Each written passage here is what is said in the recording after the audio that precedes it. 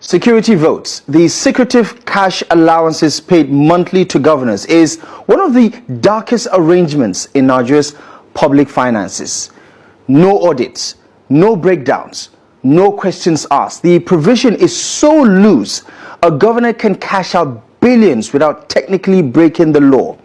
Transparency International says Nigeria spends over 300 billion naira a year on these allocations, more than the combined budgets of the Army, the Navy, and the Nigerian Air Force.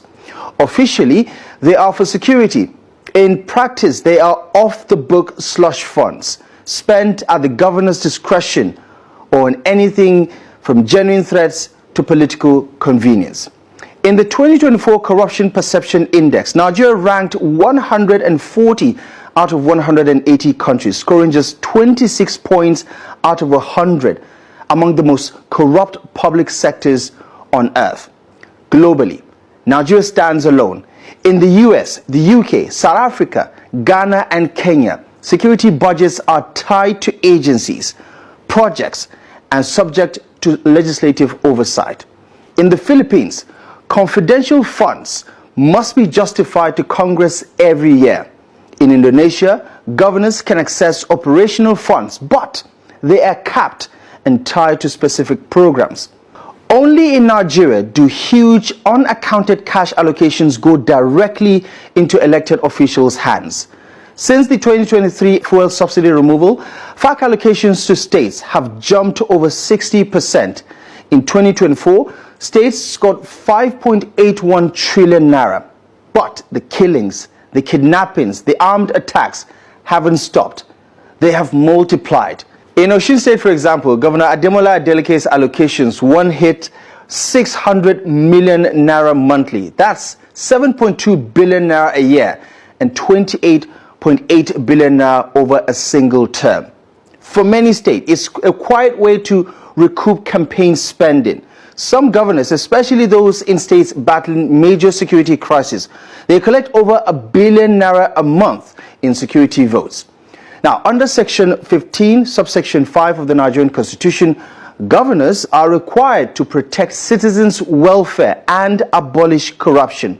This includes explaining how they spend security votes, a fund that in 2021 alone saw state and local leaders collect over 375 billion naira. Two petitions filed with the EFCC and the ICPC now accuse a former South-South governor of diverting 4.5 billion naira in security votes meant for the Army, the Navy, and the Civil Defense, as well as the DSS. The anti-graft group NACAT alleges that funds allocated in just 6 months never reached the agencies. Allocations included 500 million naira for the Nigerian Army, 480 million naira for the Navy, 490 million naira for Civil Defense, and hundreds of millions of naira more to other security outfits. Two questions should keep Nigerians up at night. One, what exactly has the security votes achieved when bandits and kidnappers still operate with impunity? And two, why pay governors extra for security when they do not control the police or military, which the federal government already funds? Now, private companies are also pressured in to chip in, and still, governors take home over 300 billion naira a year in security votes. This system was born under General Yakubu Gowon during the Nigerian Civil War, a tool to guarantee loyalty from military governors and elites. Over 4 decades later, it still survives, untouched, opaque, unaccountable, and disconnected from any real improvement in public safety.